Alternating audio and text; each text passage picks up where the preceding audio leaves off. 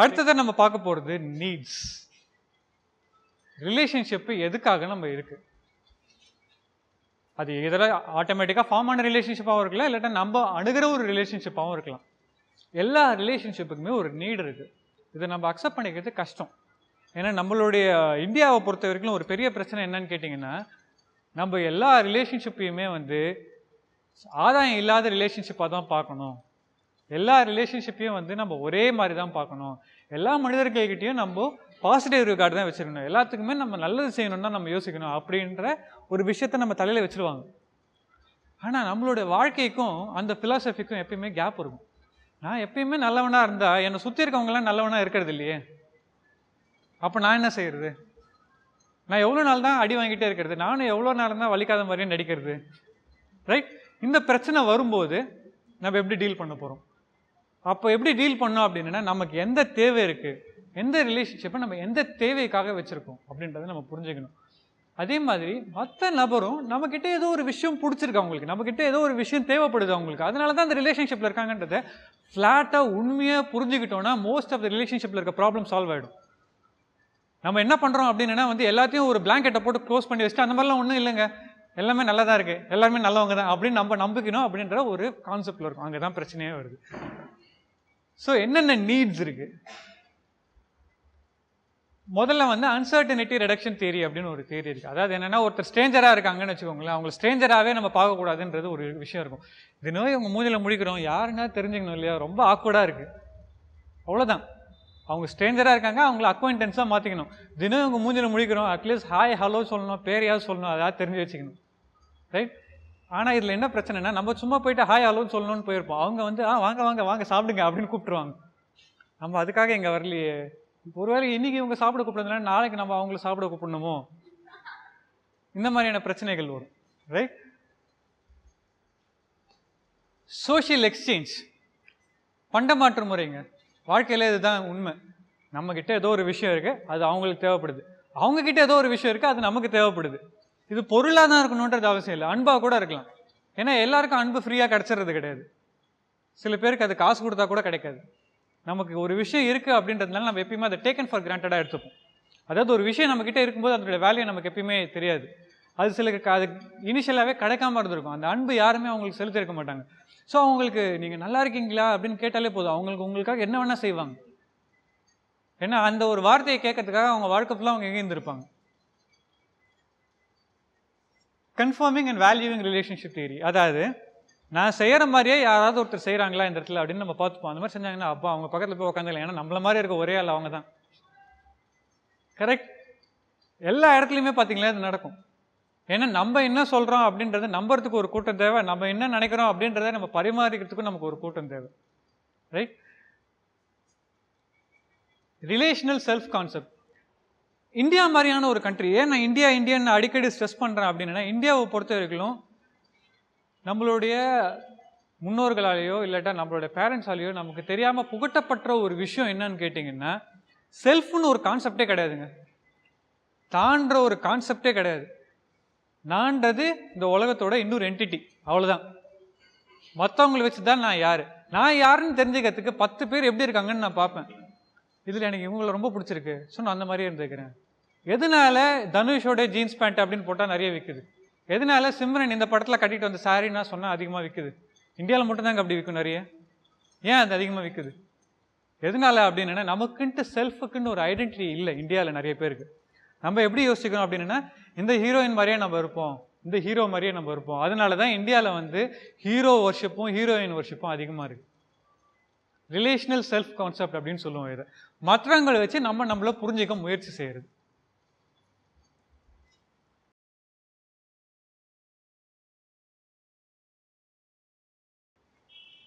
அடுத்த முக்கியமான கான்செப்ட் என்னன்னு கேட்டிங்கன்னா, மோட்டிவேஷன். மோட்டிவேஷனில் 2 விதம் இருக்குது, புஷ் புல் அப்படின்னு 2 விஷயம் இருக்குது. நம்ம எந்த ஒரு விஷயத்தை செய்கிறோம் அதுக்கு என்ன காரணம் அப்படின்றது தான் மோட்டிவேஷன். கரெக்ட்? புஷ்னா என்ன, புல்லுன்னா என்ன? புஷ்னா தள்ளுறது, புல்னா இழுக்கிறது. இழுக்கிறதுக்குன்னு சில மோட்டிவேஷன் இருக்குது. இழுக்கிற மோட்டிவேஷனுக்கு அது வெளியில் அட்ராக்டிவாக இருந்தால் தான் நம்ம அதுக்காக மோட்டிவேட் ஆகும். புஷ் அப்படின்றது நம்ம உள்ளேருந்தே ஒரு சில மோட்டிவேஷன்ஸ் இருக்கும். அதை புஷ் பண்ணாதான் நம்ம அது மோட்டிவேட் ஆகும். எல்லா பீப்புளுக்கும், எல்லா மனிதர்களுக்கும் ரொம்ப காமனான மோட்டிவேஷன் என்ன?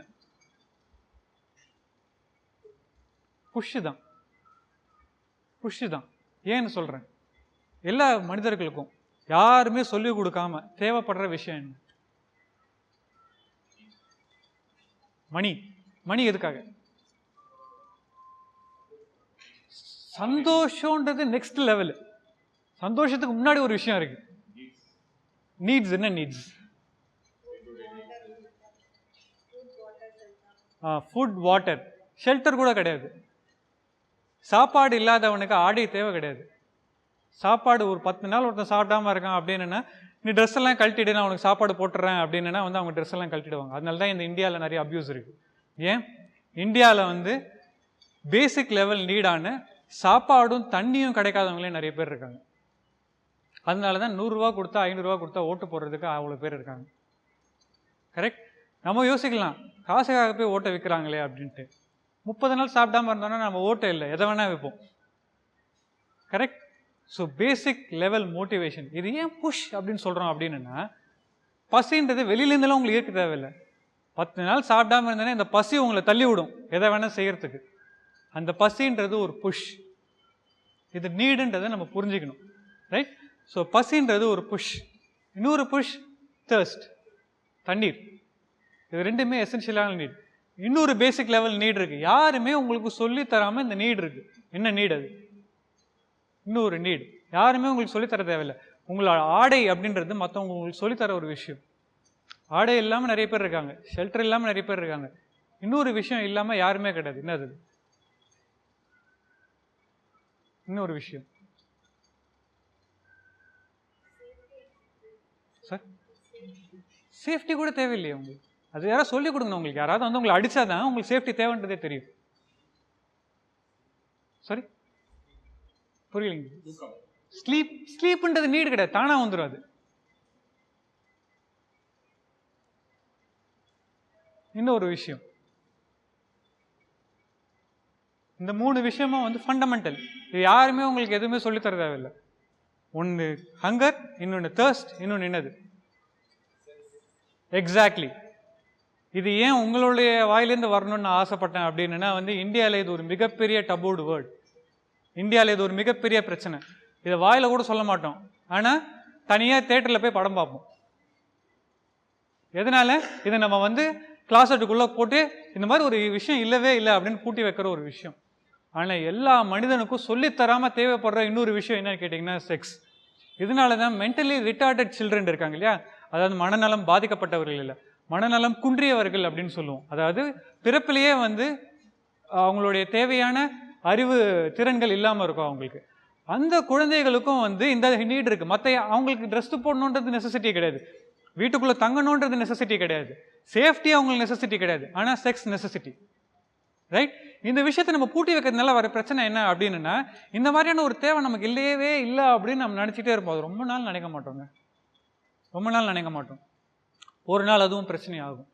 அந்த பிரச்சனை வரத்துக்கு முன்னாடி இது நமக்கு தேவைப்படுற ஒரு விஷயம்தான் அப்படின்றத நம்ம தெரிஞ்சிக்க வேண்டியது ரொம்ப essential. Right? Hunger, thirst, sex, இது எல்லாமே சேர்ந்தது தான் basic level need, basic needs, L1 needs அப்படின்னு சொல்லுவோம். ரைட்? அடுத்த லெவல் என்ன தேவை? இதுக்கு அடுத்ததா, ஓகே நீங்கள் சாப்பிட்டுட்டீங்க, தூங்கிட்டீங்க, உங்களுக்கு ஒரு பார்ட்னர் இருக்காங்க, அதுக்கு அடுத்தது என்ன தேவை? அப்புறமா தான் உங்களுக்கு தோணும், ஓ குளிருது இல்லை, ட்ரெஸ்ஸு போட்டுக்கிட்டால் நல்லா இருக்கும்ல. அப்புறமா தான் தூங்குறதுக்கு நைட்டெல்லாம் ஒரே மழை பெஞ்சதுன்னு என்ன பண்ணுறது, ஒரு ஷெல்டர் இருந்தால் நல்லா இருக்கும்ல அப்படின்னு தோண ஆரம்பிக்கும். நிஜமாவே அப்போ தாங்க அது தோண ஆரம்பிக்கும்.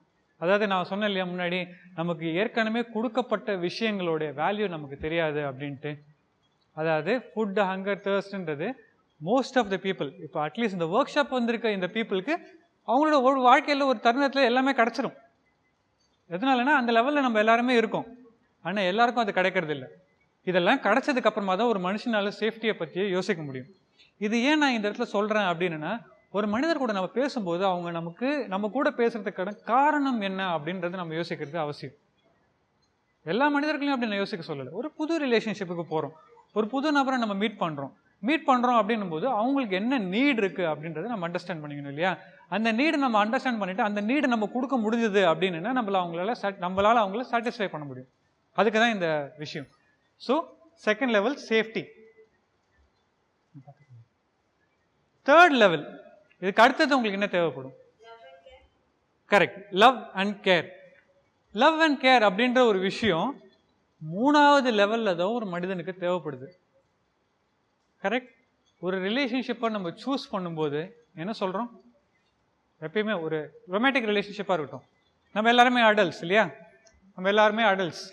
ஸோ ஒரு ரொமான்டிக் ரிலேஷன்ஷிப் உள்ளே போகிறோம். உள்ளே போகும்போது நம்ம என்ன சொல்லுவோம்? யூஸ்வலாக நமக்கு என்ன தேவை? என்ன சொல்லுவோம்? ஆப்போசிட் ஜெண்டர் அஃபெக்ஷனாக இருக்கணும்னு சொல்லுவோம். அப்புறம் கேரிங்காக இருக்கணும். அப்புறம் அண்டர்ஸ்டாண்டிங்காக இருக்கணும். அப்புறம் சப்போர்ட்டிவாக இருக்கணும். ஓகே. அப்புறம் லவ்வபுளாக இருக்கணும், அக்செப்டபிளாக இருக்கணும். ஓகே. எனக்கு இந்த சைட்லேருந்து மட்டும்தான் பதில் வந்திருக்கு. இங்கே யாருமே ஏன் சொல்ல மாட்டேன்றீங்க?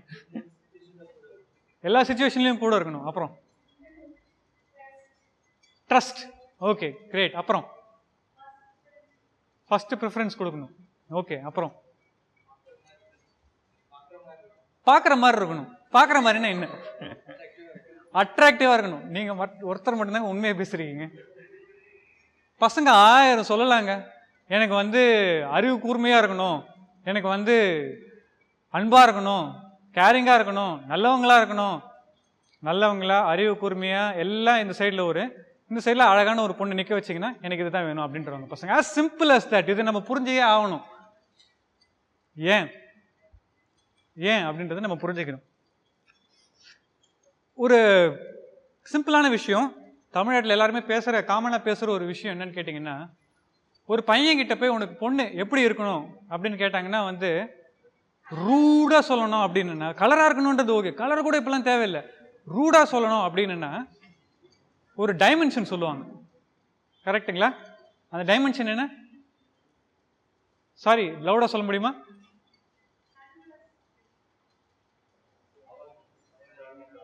ஹவர் கிளாஸ் மாதிரி இருக்கணும் அப்படின்னுவாங்க. கரெக்டா?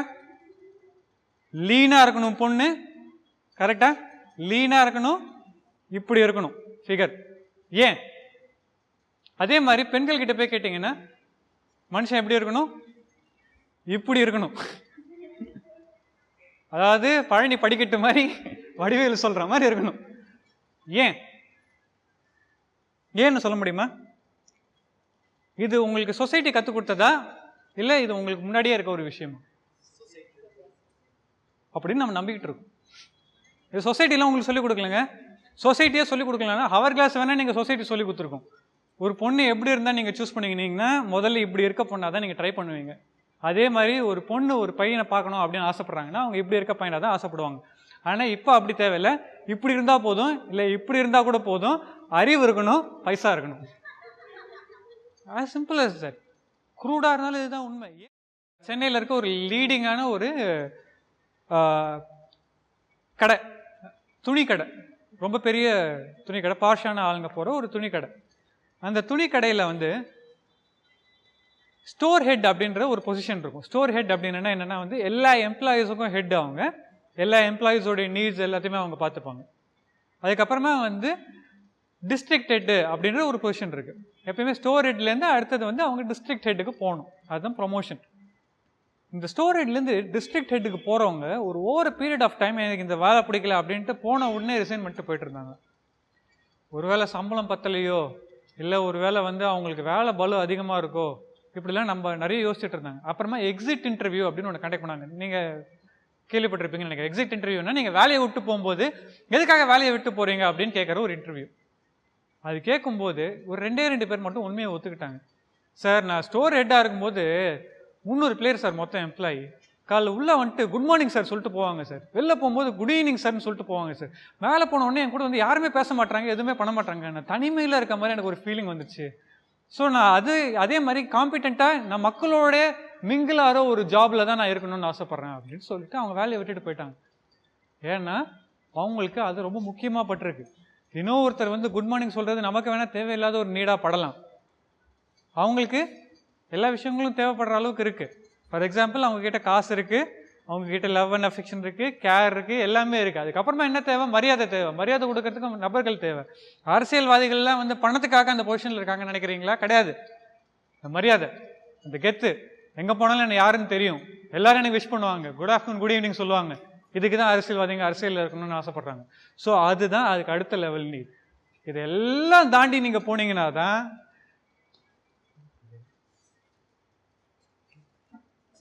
இதெல்லாம் நீங்கள் தாண்டி போனீங்கன்னா தான் அடுத்த லெவல், கடைசி லெவல் நீடு தான் செல்ஃப் ஆக்சுவலைசேஷன். செல்ஃப் ஆக்சுவலைசேஷன்னா என்ன?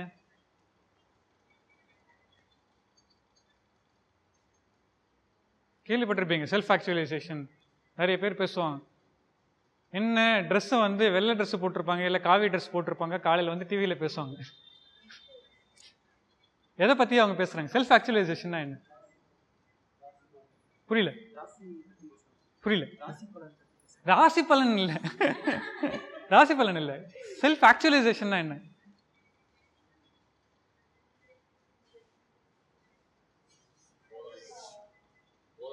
இல்லை, செல்ஃப் ஆக்சுவலைசேஷன் வார்த்தையை புரிஞ்சு பார்ப்போமே. செல்ஃப் ஆக்சுவலைசேஷன், அவங்க பற்றி அவங்க பெருமையை நினைச்சுக்கிறது செல்ஃப் எஸ்டீம். நாம இருக்கிறதுன்னு இன்னும் கொஞ்சம் எக்ஸ்பிளைன் பண்ண முடியுமா? கரெக்ட், கொஞ்சம் எக்ஸ்பிளைன் பண்ண முடியுமா? பாபாவா?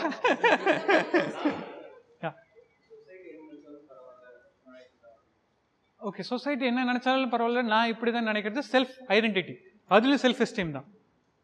அதுக்கப்புறம்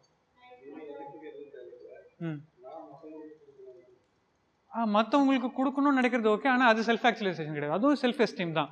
நீங்கள் மற்றவங்களுக்கு கொடுக்கறது மூலியமாகவும் குட் மார்னிங் சொல்கிறதுனால மட்டும் உங்களுக்கு கிக்கு கிடையாது. நான் எல்லாரையுமே பார்த்துக்கிறேன் அப்படின்றதுலையும் உங்களுக்கு ஒரு கிக் இருக்கு.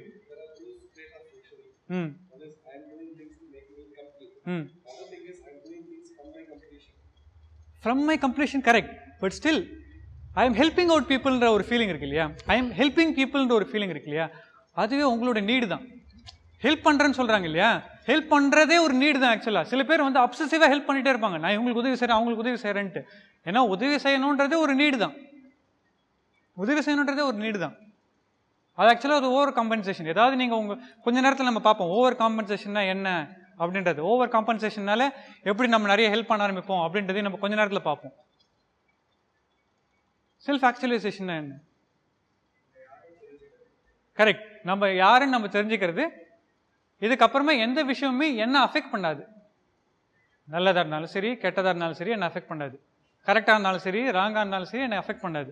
நான் எடுக்கிற டிசிஷனுடைய இம்ப்ளிகேஷன்ஸ் எனக்கு தெரியும். நான் இப்படி செஞ்சுருக்கேன், இதனால இது இப்படி நடக்குது, ஓகே அது நடந்துருச்சு. உங்களுக்கு சந்தோஷமும் இருக்காது, துக்கமும் இருக்காது. அந்த லெவலுக்கு நீங்கள் போயிடுவீங்க. எந்த ஒரு விஷயமுமே உங்கள் மேலே ஒரு இன்ஃப்ளூயன்ஸ் ஏற்படுத்தாது. இந்த மாதிரி ஒரு மனுஷனால் இருக்க முடியுமா அப்படின்னு கேட்டிங்கன்னா இருக்க முடியும். அதுதான் ஃபைனல் ஸ்டேட்.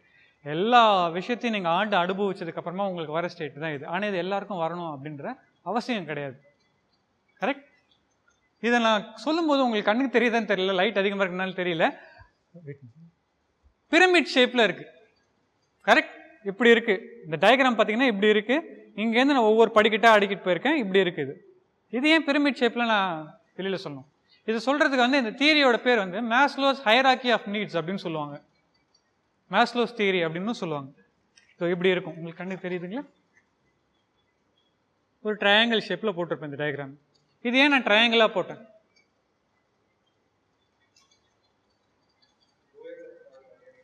புரியல புரியல. Exactly, correct answer. அதாவது ஒவ்வொரு லெவலாக நீங்கள் மேலே போக போக போக போக போக அந்த லெவலில் அமௌண்ட் ஆஃப் பீப்புள் கம்மியாகிட்டே வருவாங்க. அதனால தான் பிரமிட் ஷேப்பில் இருக்குது. அதே மாதிரி மேலே போய் நிற்கிற ஆட்கள் ரொம்ப கம்மி. அதாவது உலகத்தில் இன்னும் 86% பீப்புளுக்கு லோவஸ்ட் லெவல் நீட்ஸ் ஆன ஃபுட், வாட்டர் அண்ட் செக்ஸே தேவையான அளவுக்கு கிடைக்கல. அதுதான் உண்மை. நம்ம நினைக்கலாம் நமக்கு அது கிடச்சிட்றதுனால நம்ம எப்பயுமே எப்படி நினைப்போம்னா, நம்ம நல்லா இருக்கோமா, உலகம் நல்லா இருக்கு, நம்ம வீட்டில் ஒழுகலையா எல்லார் வீட்டுக்கும் ஒழுகாது, நம்ம வீட்டுக்குள்ளே தண்ணி வரலையா, மெட்ராஸில் யார் வீட்டுக்குள்ளேயும் தண்ணி வரல, இதுதான் நம்ம நம்புறது. ஆனால் உலகம் அப்படி கிடையாது. ஸோ இன்னும் நிறைய பீப்புளுக்கு ஃபுட், வாட்டர் அண்ட் செக்ஸ் கிடைக்கல. இன்னும் நிறைய பீப்புளுக்கு தேவையான வீடு இல்லை, தேவையான க்ளோத்ஸ் இல்லை. உங்ககிட்ட வந்து வீட்டுக்கு வெளில வந்து கேட்பாங்க, ஏதாவது துணி இருந்தால் கொடுங்க அப்படின்ட்டு. 100 ரூபாய் சட்டை தானே, 100 ரூபாய் சட்டை வாங்குறதுக்கு உங்ககிட்ட காசு இல்லையா அப்படின்னு நம்ம யோசிப்போம். 100 ரூபாய் மட்டுமே தினக்கூலியாக இருக்க ஒரு நபர், 3000 ரூபாய் மாதத்துக்கு சம்பாதிக்கிற ஒரு நபர் இன்னும் இருக்காங்க. 3000 ரூபாய் மட்டுமே மாதத்துக்கு சம்பாதிக்கிற ஒரு நபர், 5 பேர் இருப்பாங்க அவங்க வீட்டில். அந்த நபரால் எப்படி இன்னொரு சட்டையை வாங்க முடியும்? ஸோ இன்னும் நிறைய பேருக்கு food, water and sex and சேஃப்டியே கிடைக்காம இருக்கு. ஃபுட், வாட்டர் அண்ட் செக்ஸ், சேஃப்டியே கிடைக்காம இருக்கும்போது அன்பு கிடைக்காம இந்த உலகத்தில் இன்னும் எத்தனை பேர் இருப்பாங்க? யோசிச்சு பாருங்க. அதாவது இன்னொரு பர்சன் என்னை பார்த்து நல்லா இருக்கியான்னு ஒருத்தர் கேட்டாங்கன்னா எனக்கு அவ்வளோ சந்தோஷமா இருக்கும். அப்படின்ற ஒரு நீடோட இந்த உலகத்தில் அவ்வளோ பேர் தெரிஞ்சுக்கிட்டு இருக்காங்க. அதனால தான் இதை தெரிஞ்சவர்கள் தான், நீ யோசிச்சு பார்த்தீங்கன்னா உங்கள் வாழ்க்கையில் இந்த மாதிரியான நபர்கள் நீங்கள் நிறைய இடத்துல பார்த்துருப்பீங்க. சில பேர் பேங்க்கில் இருப்பாங்க, சில பேர் சில இடத்துல இருப்பாங்க. வந்தோடனே உங்களுக்கு அபரிமிதமான அன்பை கொடுக்குற மாதிரி முதல்ல போஸ்ட் பண்ணுவாங்க. ஏன் அப்படி போஸ்ட் பண்ணுறாங்க? நாங்கள் இருக்கோம். எதுக்கு? வாசன் நாய்க்கார் வாங்க, நாங்கள் இருக்கோம். ஏன்? ஏன்னா உங்களுக்கு வேறு எங்கேயும் அன்பு கிடைக்கல. இங்கே வந்தீங்கன்னா நாங்கள் அன்பு கொடுப்போம். கரெக்ட்? ஏன் சாமியார்கள் காலில் அத்தனை பேர் காலில் போய் விழுறாங்க? அவங்க கொடுக்கறதுக்கெல்லாம் நம்பி ப்ராமிஸ் பண்ணுறதுனாலயா? இல்லை, நீ நல்லா இருப்ப, உனக்கு நல்லது நடக்கும் அப்படின்னு இன்னொருத்தர் சொல்கிறதுக்கே உலகத்தில் நிறைய பேருக்கு ஆள் இல்லை. அதுதான் ட்ரூத். ஸோ மோஸ்ட் ரிலேஷன்ஷிப்ஸில் இருக்க ப்ராப்ளம்ஸை நம்ம 3 விஷயத்தை வச்சு ஹேண்டில் பண்ணலாம். ஒருவேளை அவங்களுக்கு இந்த 3 நீடில் ஏதாவது ஒரு நீடு கிடைக்கலையோ, இந்த நீடு அவங்களுக்கு நம்மக்கிட்ட இருந்தும் கிடைக்கலையோ அப்படின்றத நம்ம யோசித்து பார்த்தோம் அப்படின்னாலே அந்த விஷயத்தை அட்டைன் பண்ண வைக்கிறதுக்கு நம்ம என்ன செய்யலாம் அப்படின்றத நம்ம பிளான் பண்ண ஆரம்பிக்கலாம். ஸோ ரிலேஷன்ஷிப்போட ஸ்டேஜஸ் கரெக்டாக வரல, அந்த சைடில் பாஸ் பண்ணிடு. மொத்தம் ரிலேஷன்ஷிப்பில் 10 ஸ்டேஜ் இருக்குது. ஓகே, தெரியுதான்னு தெரியல. ஒரு சர்க்கிள், 2வது சர்க்கிள், 3வது சர்க்கிள். அதாவது ஃபஸ்ட்டு 3 ஸ்டேஜஸ் என்னன்னு பார்த்தீங்கன்னா இனிஷியலைசிங், எக்ஸ்பெரிமெண்டிங் அண்ட் இன்டென்சிஃபையிங் அப்படின்னு சொல்லுவோம். முதல்ல ஒரு நபரை பார்க்குறோம், பார்த்த உடனே வந்து பேசி பார்க்கலாம் அப்படின்னு நம்ம போவோம், பேசி பார்ப்போம். பேசி பார்த்து பிடிச்சிருந்தது அப்படின்னா இந்த விஷயத்துக்கு இவர் எப்படி நடந்துக்கிறாரு, அந்த விஷயத்துக்கு இவர் எப்படி நடந்துக்கிறாரு அப்படின்றத நம்ம பார்ப்போம்.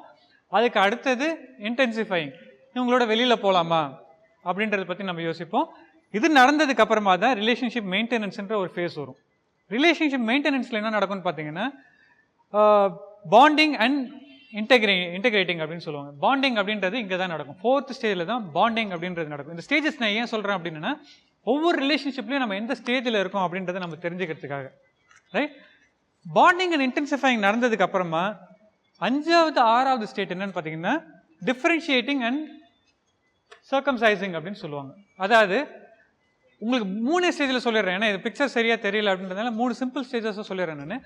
ஃபஸ்ட்டு ஸ்டேஜில் நீங்கள் என்ன பண்ணுவீங்க அப்படின்னா முதல்ல ஒரு நபரை பார்க்குறோம், அந்த நபர் யாருன்றதை நம்ம தெரிஞ்சுக்க முயற்சி பண்ணுறோம். இந்த நபரோட நம்மளால் ட்ராவல் பண்ண முடியுமா அப்படின்றத நம்ம யோசிக்கிறோம். ட்ராவல் பண்ண முடியும் அப்படின்னா எங்கேயாச்சும் சும்மா வெளியில் போய் பார்ப்போம், என்ன தான் பண்ணுறாருன்னு பார்ப்போம் அப்படின்றது வெளில போவோம். பிடிச்சிருக்கு அப்படின்ற டைமில் நம்ம பாண்ட் ஆகும், எல்லா விஷயத்தையும் ஷேர் பண்ண ஆரம்பிப்போம். பாண்ட் ஆன உடனே ஒரு பிரச்சனை வரும். என்ன பிரச்சனை வரும்?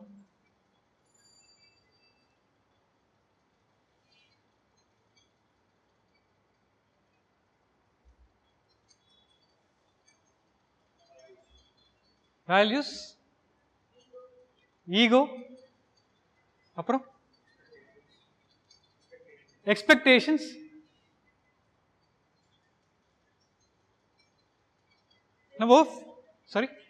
ப்ரெஜுடிஸ். ப்ரெஜுடிஸ்ன்றது முக்கியமான வார்த்தை, இதை பற்றி நம்ம பேசுவோம். ஆனால் ப்ரெஜுடிஸ்ன்றது நம்ம மோஸ்ட்டாக நினச்சிருக்க வார்த்தை கிடையாது. ப்ரெஜுடிஸ்ன்றது அதை பற்றி நம்ம பேசுவோம். பொசசிவ்னஸ் நல்ல வார்த்தை, அதையும் நம்ம பேசணும். வேற ஜெலசி. ஜெலசி எதனால ஜெலசி வரும்?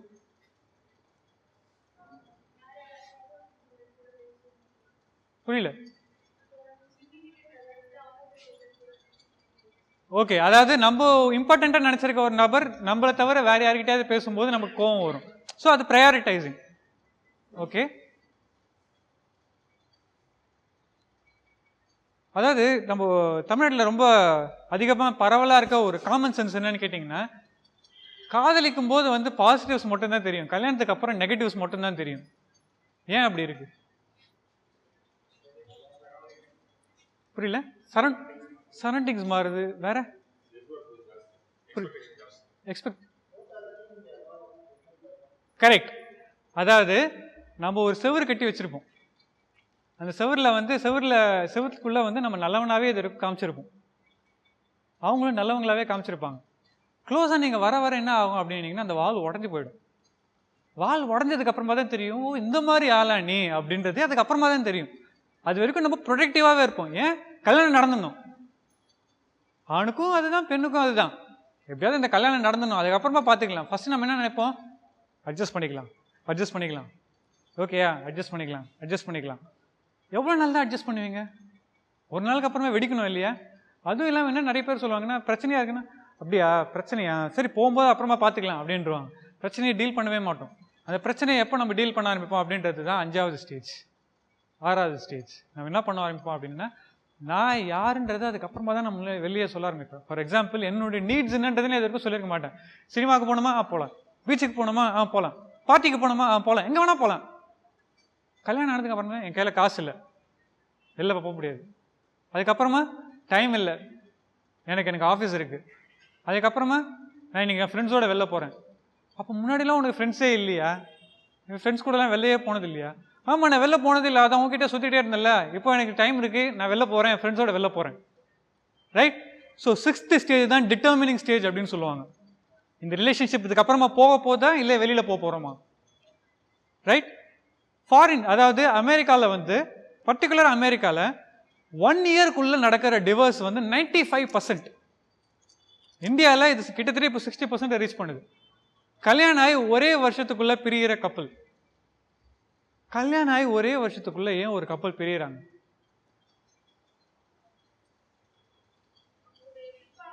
அப்போ இது லவ் போது அந்த அளவுக்கு கேரிங்காக அஃபெக்ஷனேட்டாக இருந்த அந்த பர்சன் ஏன் கல்யாணத்துக்கு அப்புறமா அப்படி மாறுறாங்க திடீர்னு?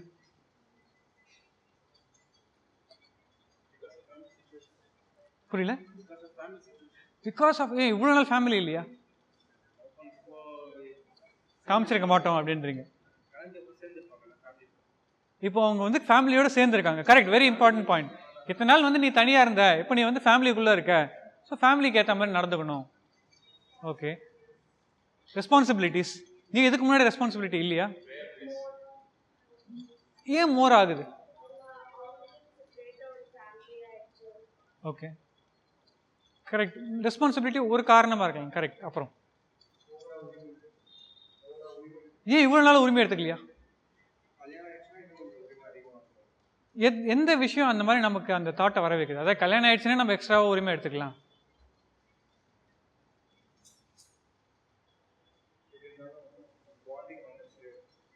ஸோ கல்யாணத்துக்கு முன்னாடி அப்போ அந்த பாண்டிங் இல்லையா? ஓகே, லவ்னா பிரேக்கப் பண்ணிக்கலாம்,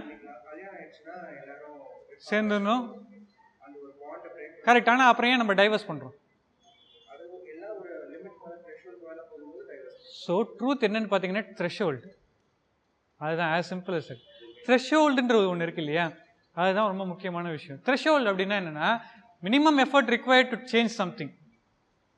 காதலிக்கும் போது நீங்கள் 3 மணி நேரம் செலவு பண்ணியிருப்பீங்க, 4 மணி நேரம் செலவு பண்ணியிருப்பீங்க. 24 மணி நேரம் ஒருத்தர் கூட செலவு பண்ணும்போது அதை தாங்க முடியல. ரைட்? அதாவது இரணியன் ஒரு படம், அதில் வந்து ஒரு டார்ச்சர் கொடுப்பாங்க கைதிகளுக்கெல்லாம். இரணியன் படம் பார்த்துருப்பீங்கன்னு நினைக்கிறேன், அந்த காலத்தில் நடந்த ஒரு கதை. இரணியன் பழைய காலத்து படம், ஒரு 20 இயர்ஸ் முன்னாடி வந்த ஒரு படம்.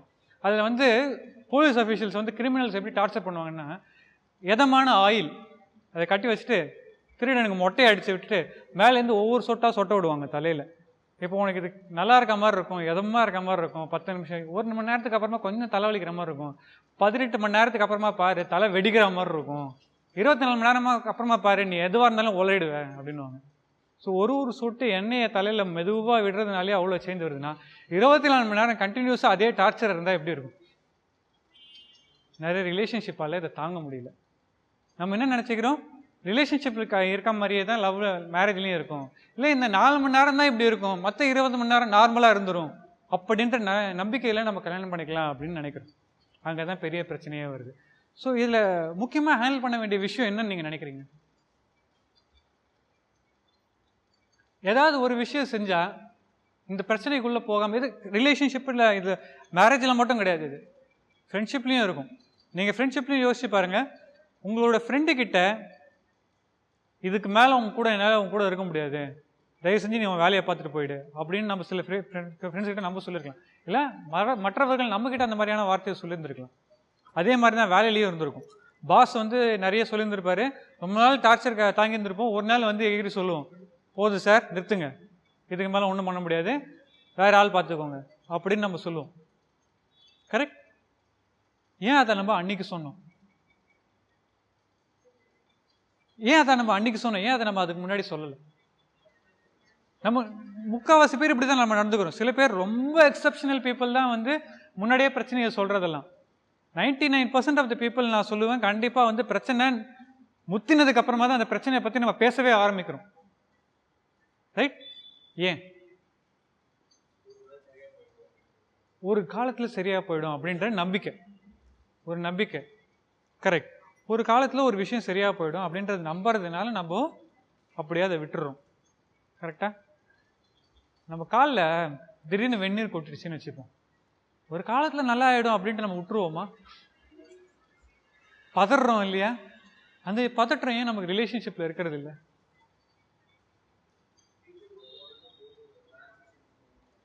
புரியல.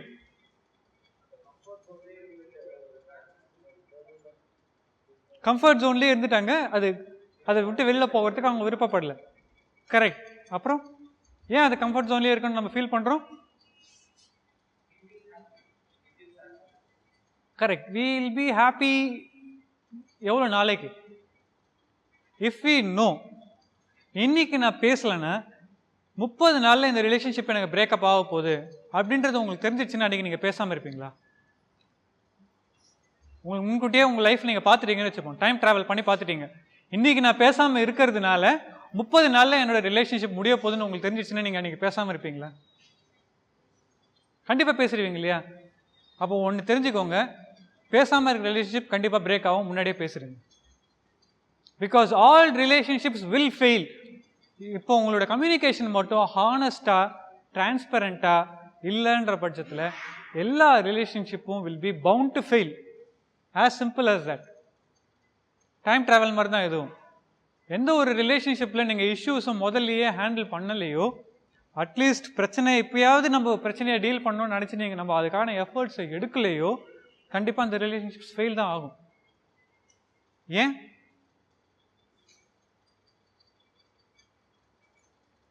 மோஸ்ட் காமனான வேர்ட் நம்மளுடைய ரிலேஷன்ஷிப்பில் சொல்லப்படுறது என்ன? பிரச்சனை வரும்போது. இப்போ பிரச்சனை வருதுன்னு வச்சுப்போமே, பொறுத்துக்கோ. ஓகே, பொறுத்துக்கோன்னு சொல்லும்போது அவங்க கிட்ட இருந்து என்ன வார்த்தை வரும்? எவ்வளோ நாள் தான் பொறுத்துக்க போகுது, அதுக்கப்புறமா என்ன வார்த்தை வரும்? ஓகே, ஆனால் இதோட முக்கியமான ஒரு விஷயம் வரும், லிஸ்ட்டு. நம்பர் 1 இங்கே பிரச்சனை, நம்பர் 2 இங்கே பிரச்சனை, நம்பர் 3 இங்கே பிரச்சனை. மொத்தம் எனக்கு 15 பிரச்சனை இருந்திருக்கு. 15 பிரச்சனைக்கு நான் சும்மா இருந்திருக்கேன், 16வது பிரச்சனைக்கு தான் பேசியிருக்கேன், இப்பயாவது என்ன பேச விடு. கரெக்ட்? அப்போ அடுத்த பர்சன்ட் என்ன பிரச்சனை என்ன சொல்லுவாங்க? ஓ, அப்போ நீ இதெல்லாம் உட்காந்து கவுண்ட் பண்ணியிருந்திருக்கியா பிரச்சனைன்னு? அப்போ நீ என்னை லவ் பண்ணுறேன்னு சொன்னதெல்லாம் பொய்யா? அப்போ என் கூட ஃப்ரெண்டுன்னு சொன்னதெல்லாம் பொய்யா? கரெக்டா? இன்னொரு விஷயம் என்ன வரும்? அப்போ நீ ஃபர்ஸ்டே பிரச்சனைன்னு சொல்லியிருந்திருக்க வேண்டியது தானே, நான் பாட்டுக்கு வேற யாராவது பார்த்துட்டு போயிருப்பேன்ல. இந்த விஷயத்துக்கு நம்ம பயப்படுறோம். ஃபர்ஸ்டே சொல்லியிருக்கலாம்ல, நான் வேற யாராவது பார்த்துருப்பேன்ல. நீ ஃபர்ஸ்டே சொல்லியிருக்கலாம்ல, நான் உனக்கு கல்யாணமே பண்ணியிருந்திருக்க மாட்டேன்ல. கரெக்ட். ஆனால் ஒன்று தெரிஞ்சுக்கோங்க, ஃபஸ்ட்டு நீங்கள் சொல்லலைன்னா கடைசி வரைக்கும் சொல்ல மாட்டீங்க. கடைசி வரைக்கும் நீங்கள் சொல்லலை அப்படின்னா என்னைக்காவது ஒரு நாள் அது வெடிக்கும். வெடிக்கிற நாள் ஒன்று அந்த ரிலேஷன்ஷிப் பிரேக் ஆகும், இல்லாட்டா அன்ஹாப்பியான ரிலேஷன்ஷிப்பில் rest of the life lead பண்ணுவீங்க. நெகட்டிவ் நியூஸ்ன்னு நினச்சிக்காதீங்க, இதுதான் ட்ரூத், இதுதான் உண்மை, இதுதான் நடக்கும். நீங்கள் ரொம்ப நாள் ஒரு விஷயத்தை மூடி வச்சுருந்தீங்கன்னா ப்ரெஷர் குக்கர் மாதிரி தான். எவ்வளோ நாள் ப்ரெஷரை ஹோல்ட் பண்ணோம்? ஒரு நாள் அது வெடிக்கும். அதை நீங்கள் அப்பப்போ அந்த ப்ரெஷரை ரிலீஸ் பண்ண விட்டுருந்தீங்கன்னா ப்ரெஷர் குக்கரும் ஒழுங்காக இருந்திருக்கும், நீங்களும் வாழ்க்கையை சந்தோஷமாக லீட் பண்ணியிருக்கலாம். அடக்கி வச்சுருந்தீங்கன்னா என்னைக்காவது ஒரு நாள் கண்டிப்பாக வெடிச்சே தீரும்.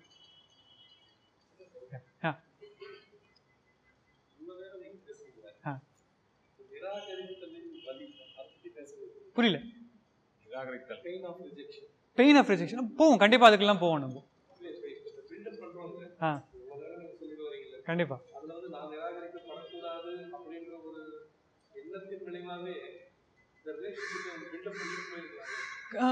நிராகரிக்கப்படுவது அப்படின்றது இருக்குல்ல, அதை நான் முன்னே சொன்னேன் இல்லையா, அந்த ரிஜெக்ஷன் அப்படின்றது நான் எந்த விதத்தில் சொன்னேன்னா, உங்களுடைய நீட்ஸ், உங்களுடைய, நான் ரிஜெக்ஷன்ற வார்த்தையை யூஸ் பண்ணலையே தவிர அந்த கான்செப்டை பற்றி நான் பேசிட்டு தான் இருந்திருக்கேன்.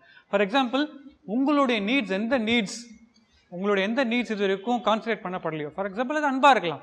நீங்கள் இப்போ சொல்கிறது ரிஜெக்ஷன் சொல்கிறது அன்பு ரிஜெக்ட் பண்ணுறதா இருக்கலாம். ஃபார் எக்ஸாம்பிள், இந்த பர்சன் கிட்ட எனக்கு இது தேவைன்னு நினச்சி நான் வந்துட்டேன், அந்த பர்சன் எனக்கு அது கொடுக்கல, அந்த ரிஜெக்ஷன்.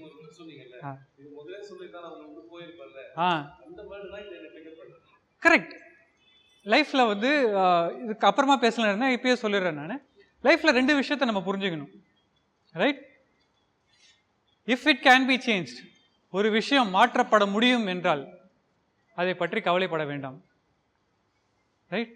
ஒரு விஷயத்தை உங்களால் மாற்ற முடியும், ஒரு விஷயத்தை உங்களால் ஹேண்டில் பண்ண முடியும், அதை பற்றி நீங்கள் கவலைப்படக்கூடாது. ஏன்னா அதை உங்களால் மாற்ற முடியும். Number 2, do not worry about something that cannot be changed. உங்களால் எந்த விஷயத்தை மாற்ற முடியாதோ அதை பற்றி கவலைப்படாதீங்க. இதுக்கு நம்மளை ப்ரிப்பேர் பண்ணிக்கணும். ரிஜெக்ஷன்றது நார்மாலிட்டி, ரிஜெக்ஷன்றது தான் ட்ரூத், ரிஜெக்ஷன்றது தான் 99.9% கேசஸில் நடக்கக்கூடிய விஷயம். ஏன்னா இந்த உலகத்தோட ரிசோர்ஸஸ் எல்லாம் இருக்குது இல்லைங்களா.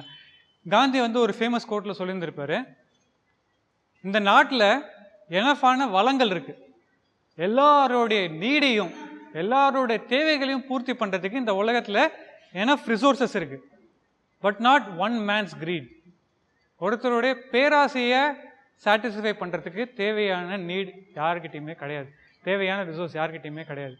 ரிஜெக்ஷன்றது எதனால் வருது நமக்கு அப்படின்னா, நமக்கு எல்லா விஷயமுமே எல்லா மாதிரியுமே கிடைக்கணும் அப்படின்னு நம்ம ஆசைப்படுறதுனால தான் ரிஜெக்ஷன்றது வருது. ஸோ அதை நம்ம எப்படி டீல் பண்ணோம் அப்படின்னு பார்த்தீங்கன்னா, ரிஜெக்ஷன்றது தான் நம்ம எல்லா விஷயத்துக்கும் ஆசைப்படலாம், ஆனால் நமக்கு எல்லா விஷயமும் கிடைச்சிடாது. நம்ம ஒரு விஷயத்துக்கு ட்ரை பண்ணுறோம், கிடைக்கலையா மற்ற விஷயத்துக்கு போகிறோம். அதுதான் ரிஜெக்ஷனை வச்சு டீல் பண்ணுறதுக்கான ஒரே ஒரு கன்சோலன்ஸ் அதுதான். வேறு எதுவுமே பண்ண முடியாது ரிஜெக்ஷனை பொறுத்த வரைக்கும். இப்போ வந்து நிறைய பேர் வந்து எல்லா விஷயத்துக்குமே ஆசைப்பட மாட்டாங்க, ஒரு பர்டிகுலர் விஷயம். கரெக்ட். இப்போ அதுல வந்து அவங்க ரிஜெக்ட் ஆயிட்டாங்கன்னா அது வந்து பேராசை கிடையாது, அது அவங்களோட ஆசை. ஒரு விஷயம்ன்றது போது அது எப்படி நம்ம அதை பேராசை எல்லாமே நம்மளுக்கு கிடைக்காது அப்படின்னு நம்ம எப்படி சொல்ல முடியும்? சரி, ஒரே ஒரு ஆசை அப்படின்னு சொல்கிறீங்க இல்லையா, அந்த ஒரே ஒரு ஆசை அதுக்கு எவ்வளோ லாஜிக் இருக்குது அப்படின்றத நம்ம பார்க்கணும். கொஞ்ச நேரத்துக்கு அப்புறமா பேசலான்னு இருந்தேன் அதை பற்றி. அதாவது நமக்கு ஒரு விஷயம் ஆசைப்படுறோம், நம்ம ஒரு விஷயத்துக்கு ஆசைப்படுறோம். ஏன்னா நம்ம இந்த இடத்துல பேசுறது ரிலேஷன்ஷிப்பை பற்றி. நம்ம ஆசைப்படுற மாதிரி அவங்களுக்கும் ஒரு ஆசை இருக்கும் இல்லையா. நம்ம ஆசையை பற்றி மட்டுமே நம்ம நினைக்கிறது தான் இந்த இடத்துல பிரச்சனை. நமக்கு அறிவான அழகான ஒருத்தர் தேவை அப்படின்றது நம்ம ஆசைப்படுறோம். அதே மாதிரி அறிவான அழகான ஒருத்தர் அவங்களுக்கு தேவைப்படலாம். அதுக்கே நான் என்ன சொல்கிறேன் அப்படின்னா, நீங்கள் அறிவாவோ அழகாவோ இல்லை அப்படின்றது காரணம் கிடையாது. அவங்களோட கண்களுக்கு நீங்கள் அறிவாவோ அழகாகவோ தெரியாமல் இருந்திருக்கலாம். உங்களுக்கு இருக்க மாதிரி அடுத்த பர்சனுக்கும் தேவைகள் இருக்குது, அடுத்த பர்சனுக்கும் எக்ஸ்பெக்டேஷன் இருக்குது அப்படின்றத நம்ம அண்டர்ஸ்டாண்ட் பண்ணிக்கணும். நான் முதல்ல சொன்னேன் இல்லைங்களா, சர்க்கிள் ஆஃப் சிக்னிஃபிகண்ட் அதர்ஸ். நம்ம ஒருத்தரை கூப்பிட்டு ஸ்ட்ரெயிட்டாக நம்ம ஃபேமிலி பக்கத்தில் உட்கார வச்சுருப்போம், அவங்க நம்மள அக்வைண்டன்ஸாக உட்கார வச்சுருப்பாங்க. இது நம்ம எப்படி சால்வ் பண்ணோம் அப்படின்றது இன்னும் கொஞ்சம் நேரத்தில் நம்ம பேசுவோம். அதாவது ஒருத்தர் நம்மள எந்த இடத்துல வச்சுருக்காங்க அப்படின்றத நம்ம எப்படி தெரிஞ்சுக்கணும் அப்படின்றத கொஞ்சம் நேரத்தில் நம்ம பார்ப்போம். பட் நம்மள எந்த இடத்துல அவங்க வச்சுருக்காங்கன்றதை நம்ம தெரிஞ்சுக்கணும். ஏன்னா எல்லாரையும் கூப்பிட்டு நம்ம க்ளோஸ் ஃப்ரெண்ட்ஸாக உட்கார வச்சுக்க மாட்டோம். கரெக்ட்.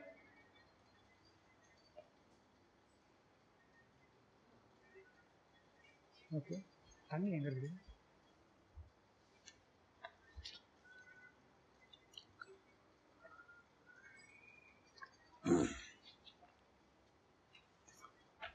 கொஞ்சம் டெக்னிக்கலாக சென்சேஷன், பெர்செப்ஷன், இந்த 2 விஷயத்தை பற்றி நம்ம பார்க்க போகிறோம். சென்சேஷன்னா என்ன?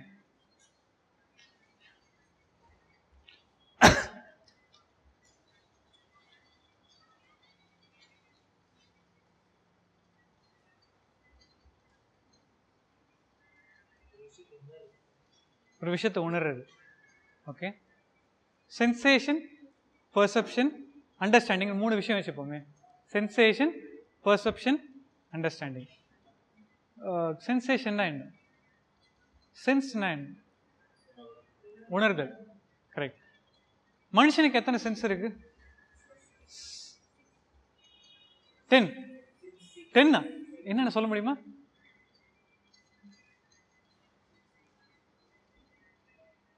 டென் சென்சஸ் என்னென்ன சென்சஸ்?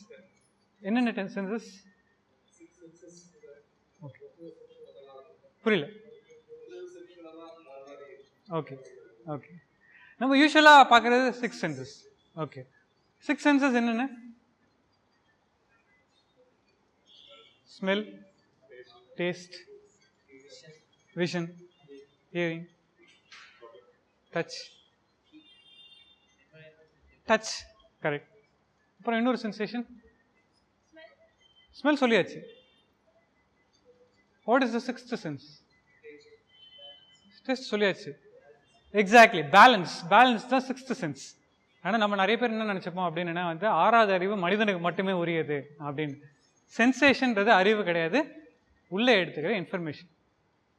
இன்னொரு ஒரு விஷயம் கேட்கணும் உங்ககிட்ட, நம்ம குரங்கோட பெட்டரா? நம்ம குரங்குலேருந்து எவால்வ் ஆனோன்றதை நிறைய பேர் நம்ப மாட்டோம். குரங்கோட நம்ம பெட்டர் அப்படின்னு நம்ம நினச்சிருக்கோமா? கரெக்டா? எந்த விதத்தில் நம்ம குரங்கோட பெட்டர்? நம்ம தேவையானதை நம்ம எடுத்துக்க முடியும். ஏன் குரங்காலையும் எடுத்துக்க முடியுமே, குரங்காலையும் உருவாக்க முடியும், குரங்காலையும் கிரியேட் பண்ண முடியும். தனக்கு தேவையான என்விரான்மெண்ட்டை குரங்கால கிரியேட் பண்ணிக்க முடியும். ஏன் குரங்கு திங்க் பண்ணாதா?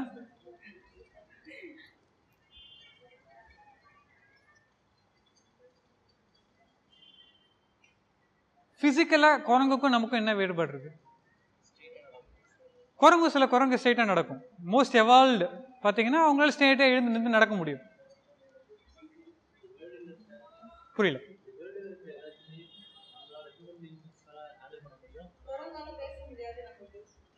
இதில் எனக்கு ஒரு பிரச்சனை இருக்குது. உங்கள் வீட்டில் நீங்கள் பெட்டு வளர்த்துருக்கீங்களா? நாய்க்குட்டியோ பூனைக்குட்டியோ நீங்கள் வளர்த்துருப்பீங்க. அதுக்கு ஒரு பேர் வச்சுருப்பீங்க. நீங்கள் பேர் சொல்லி கூப்பிடுவீங்க, அது திரும்பி பார்க்கும். நீங்கள் சொல்கிறத அது செய்யும்.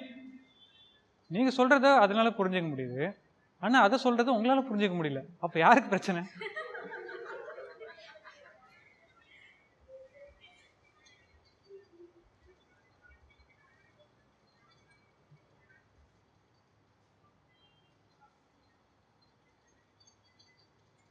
குரங்குக்கும் நமக்கு என்ன டிஃபரன்ஸ்?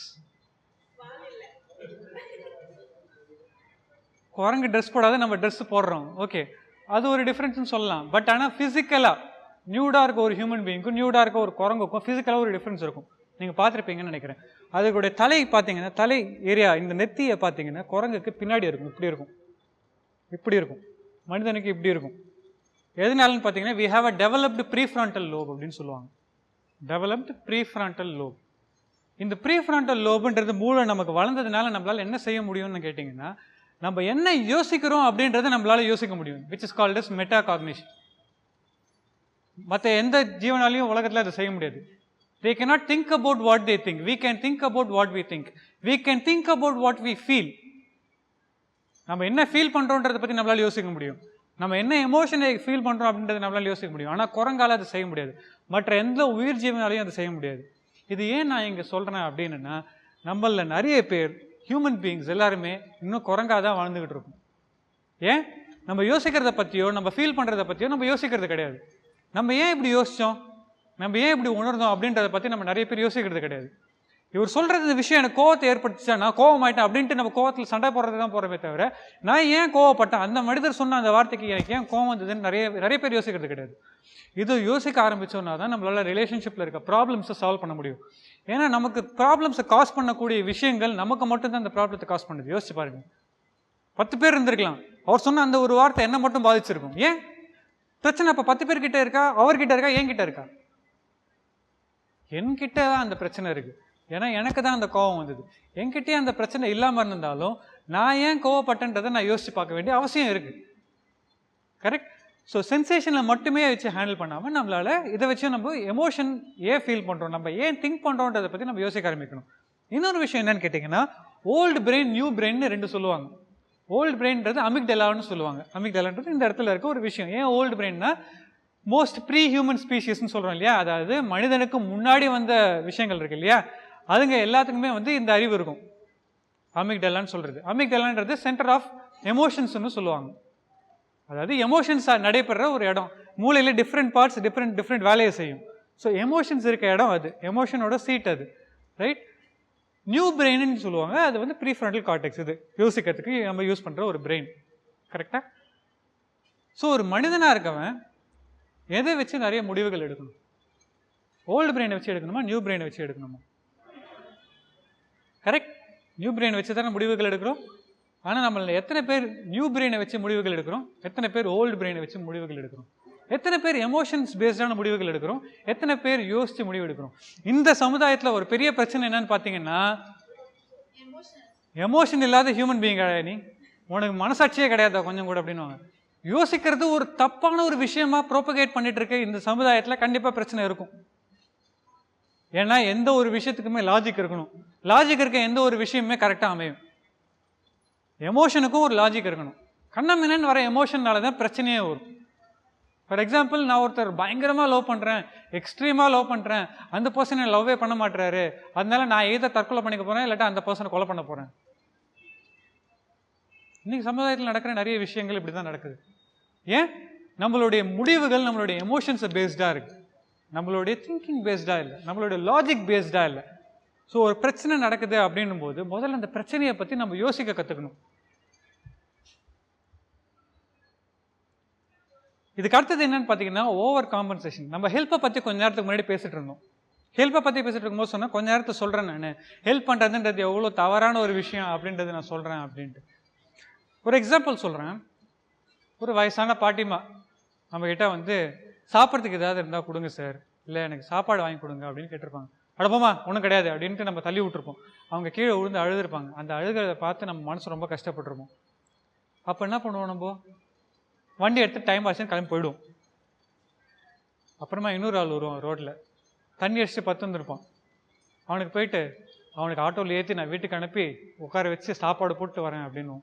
ஏன்னா நமக்குள்ள ஒரு கில்ட்டு ஃபீலிங், நம்ம அந்த பாட்டி அம்மா தப்பாக செஞ்சுட்டு வந்துட்டோமே, நம்ம பாவத்தை நம்ம தீர்க்கணுமே, வேறு யாருக்காவது ஒருத்தருக்கு நம்ம நல்லது செஞ்சால் அந்த பாவத்தை நம்ம தீர்த்துருவோம் அப்படின்ற ஒரு டிசைர். இது உங்களுக்கு கேட்கறதுக்கு ஸ்ட்ரேஞ்சாக படலாம்.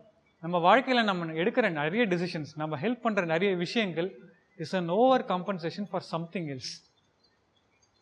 இன்றைக்கி உங்கள் ஒய்ஃப் கிட்டேயோ உங்கள் ஹஸ்பண்ட் கிட்டேயோ நீங்கள் கோவப்படுறீங்க, இல்லை உங்கள் ஃப்ரெண்டுக்கிட்டேயோ நீங்கள் கோவப்படுறீங்க அப்படின்றது அந்த சிச்சுவேஷனுக்கானதான விஷயமே இல்லை. இதுக்கு முன்னாடி நிறைய விஷயம் நடந்திருக்கும், அதுக்கு எல்லாத்துக்கும் இது ஒரு ரியாக்ஷனாக இருக்கும். ஸோ எப்பயுமே ஒரு பிரச்சனை வெளில வெடிக்கும் போது தெரிஞ்சுக்கோங்க, அந்த பிரச்சனை இந்த விஷயத்துக்கு ஏன் இந்த ஆள் இப்படி ரியாக்ட் பண்ணுறாரு, இந்த விஷயத்துக்கு ஏன் இவங்க இவ்வளோ பயங்கரமாக ரியாக்ட் பண்ணுறாங்க அப்படின்னு நீங்கள் நினச்சிங்கன்னா அவங்க அந்த விஷயத்துக்காகவே ரியாக்ட் பண்ணல.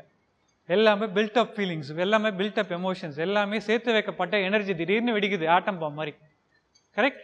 இன்னொரு விஷயம் என்னன்னு பார்த்தீங்கன்னா ஓவர் காம்பன்சேஷன். என்னைக்காவது ஏதாவது ஒன்று செஞ்சுருப்பாங்க, அதுக்கு இன்றைக்கி ஓவர் காம்பன்சேட் பண்ணுறாங்க. ரொம்ப அபரிமிதமான அன்பு இருக்க மாதிரி. ஆக்சுவலாக நீங்கள் இது வந்து ஆக்சுவலாக கேர்ள்ஸுக்கு லேடிஸுக்கு இந்த சென்ஸ் ரொம்பவே அதிகம். என்றைக்காவது ஒரு அவங்களோட ஹஸ்பண்டோ இல்லை ஒரு ஃப்ரெண்டாகவே இருக்கணும், ஓவராக வந்து ரொம்ப அன்பாவோ இல்லை இதுவாவோ கட்டிய சவ வந்தாங்கன்னா என்ன தப்பு பண்ணிட்டு வந்தீங்க அப்படின்னு கரெக்டாக கேட்பாங்க. ஏன்னா they know that is over compensation. ஏன்னா நீங்கள் ஏதோ ஒரு தப்பு செஞ்சுருக்கீங்க, அது நீங்கள் பயங்கரமாக மறைக்க ட்ரை பண்ணுறீங்க, அதனால இது மாதிரி நீங்கள் காமிச்சிக்கிறீங்க. ஸோ ஓவர் காம்பன்சேஷனை நம்ம லைஃப்பில் எவ்வளோக்கு எவ்வளோ அவாய்ட் பண்ண முடியுதோ அவ்வளோக்கு அவ்வளோ நம்ம சேஃபரான லைஃப்பை, பேலன்ஸ்டான லைஃப்பை லீட் பண்ணுவோம். ரைட்.